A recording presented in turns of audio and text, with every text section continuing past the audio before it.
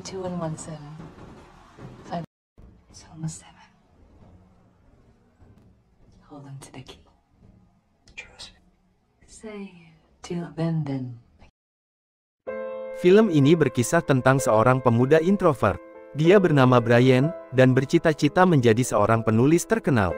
Namun, tebaran kertas penolakan atas tulisan-tulisannya yang tertempel di dinding, menandakan jika dirinya adalah seorang penulis yang gagal. Hal itu membuatnya menjadi makhluk yang antisosial. Hidupnya monoton, dan tidak tertarik untuk memiliki teman, apalagi seorang pacar. Hari-harinya dihabiskan hanya untuk membaca, dan menulis. Di suatu hari, Brian yang ingin pergi mencari makanan, tiba-tiba terpana melihat seorang wanita cantik, yang sedang menghabiskan sebatang rokok di pinggir jalan. Entah apa yang merasukinya, Brian seketika merubah kepribadiannya, dan mencoba untuk berkenalan dengan wanita itu. Wanita itu bernama Arielle, dan setelah itu Brian pun balik memperkenalkan dirinya. Setelah percakapan singkat, namun terasa sangat berkesan, mereka pun sepakat membuat janji untuk kembali bertemu di tempat yang sama, pada hari Jumat berikutnya, dari pukul 5 hingga 7 sore. Will we meet again?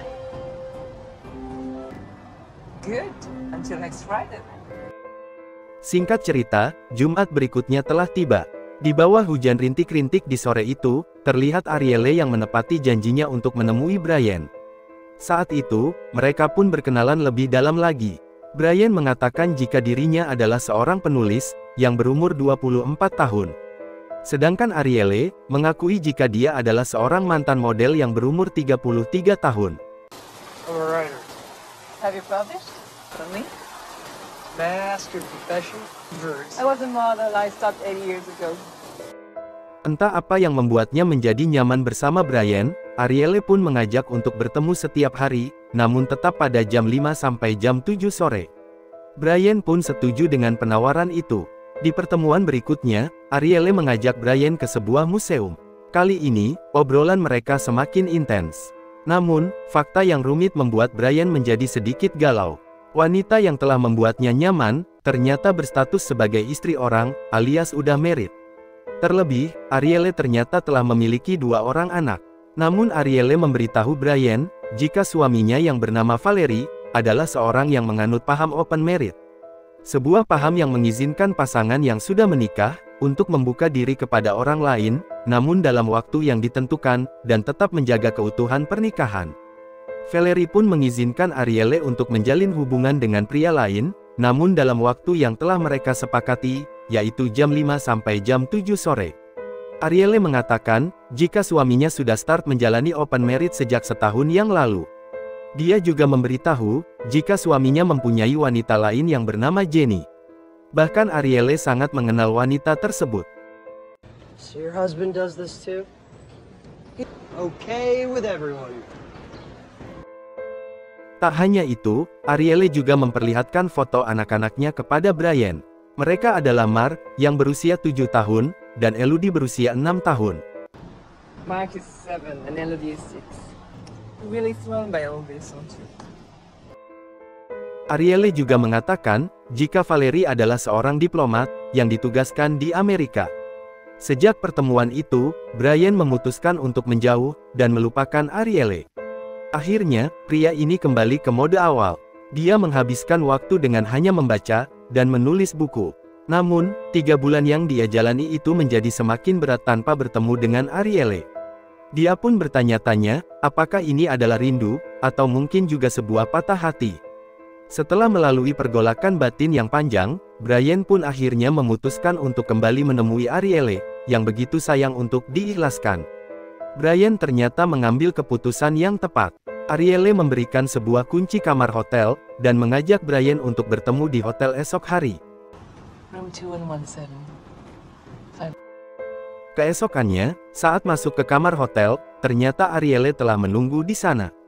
Sambil memberikan segelas temulawak, Arielle mempersilahkan Brian untuk mengunboxing dirinya. Are you nervous? Oh no, why you don't show it? Près de moi. Setelah pertempuran itu, Brian menjadi semakin mencintai wanita itu.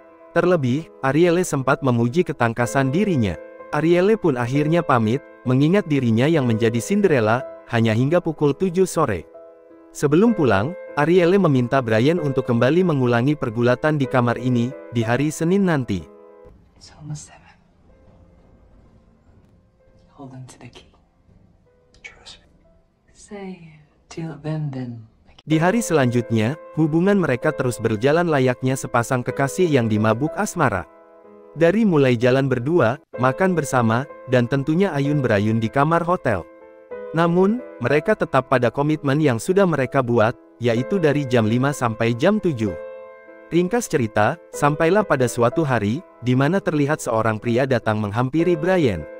Pria parubaya itu meminta Brian untuk masuk ke dalam mobilnya. Tak lain dan tak bukan, dia adalah Valerie, atau lebih tepatnya suami sah dari Arielle. Enchanté. Enchanté. Arielle speaks very highly of you. She suspects you're very Ternyata Valerie sudah mengetahui hubungan asmara antara istrinya dengan Brian. Valerie tampak tidak marah sedikit pun, dan justru mengucapkan terima kasih kepada Brian, karena kehadiran Brian di dalam hidup Arielle, membuat Valerie bisa melihat cahaya kebahagiaan, yang belum pernah dia lihat dari istrinya selama ini. Bahkan, sebagai ucapan terima kasihnya, Valerie mengundang Brian untuk datang ke rumahnya dalam acara makan malam bersama. Ringkas cerita, meskipun diselimuti oleh rasa bimbang, Brian akhirnya memenuhi undangan makan malam dari Valerie. Di sana, dia disambut baik oleh anak-anak Valerie dan juga Arielle. Ternyata, tak hanya Brian. Di sana juga hadir Jenny, yang merupakan kekasih dari Valerie, yang ternyata berprofesi sebagai seorang naskah editor. Mulanya Brian terlihat sangat kaku.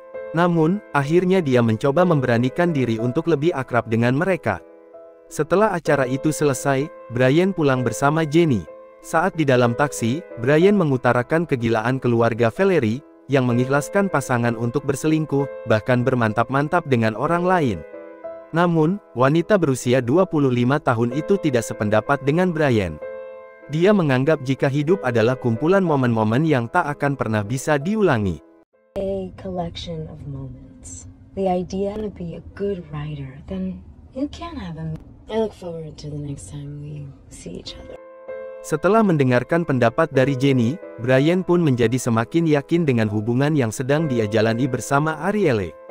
Hingga di suatu hari, Brian pun akhirnya nekat mengenalkan Arielle kepada orang tuanya.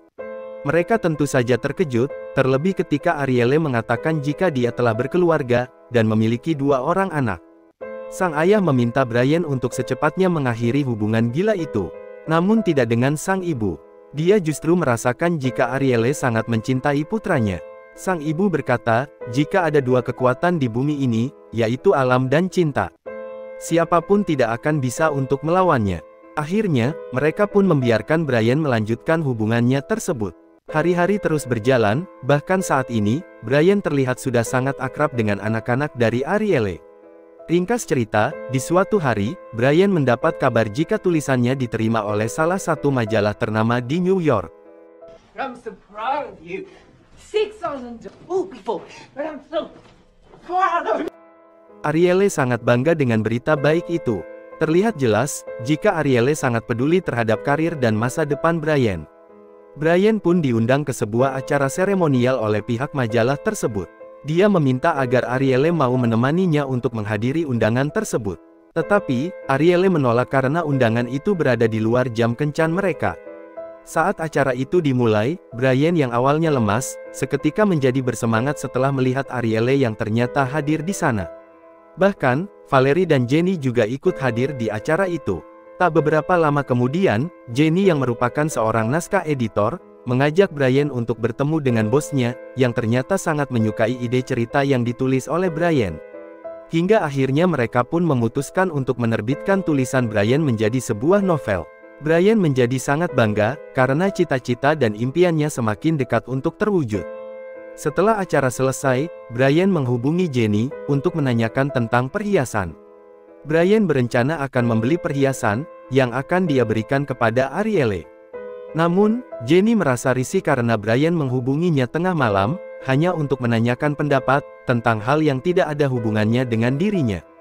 Brian yang merasa akan menjadi seorang penulis ternama, akhirnya memberanikan diri untuk melamar Arielle. Dia memberi perhiasan kepada Arielle, dan meminta wanita itu menikah dengannya. Marry me, Ariel. I want to be your. I am already married. I know. Dengan kata lain, Brian mengajak Arielle untuk melanggar komitmen yang sudah dibuat selama ini. Mereka sempat berdebat, namun Arielle tetap menerima cincin tersebut, dan berjanji untuk memberikan jawabannya di keesokan hari. Di malam hari, Valerie menemui Brian. Dia sudah mengetahui tentang rencana Brian yang ingin menikahi istrinya. Valerie pun memberi Brian sedikit pelajaran, karena telah berani melanggar paham, dan komitmen yang telah dia jalani itu. Keesokannya, dengan hati yang berdebar, Brian menunggu jawaban dari Arielle. Namun, hanya selembar surat yang datang dari seorang pelayan hotel.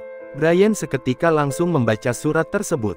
Dalam surat itu, Arielle bercerita, saat dirinya berumur 11 tahun, dan Valerie berumur 25, mereka dijodohkan. Dalam hidupnya, Arielle tidak pernah merasakan masa muda, apalagi perasaan jatuh cinta. Namun, Valerie adalah pria yang kuat, dan penuh tanggung jawab. Dia mampu memberi kasih sayang yang luar biasa, dan itu mungkin salah satu jenis dari cinta yang bisa dia berikan. Setelah 8 tahun menikah, Valerie menyadari perasaan Arielle yang belum pernah merasakan cinta yang sesungguhnya. Mereka pun mengucap janji tentang pemahaman yang telah mereka buat, yaitu pemahaman open marriage.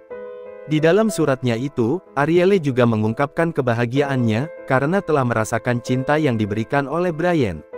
Namun, hubungan itu tidak boleh berlanjut, apalagi ke arah pernikahan, karena terhalang oleh kesepakatan perjanjiannya dengan suaminya.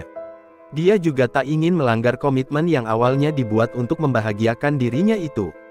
Dalam kata penutupnya, Arielle mengucapkan cinta yang teramat besar kepada Brian. Dia berharap agar Brian mampu melanjutkan hidup dengan baik, meski tanpa dirinya.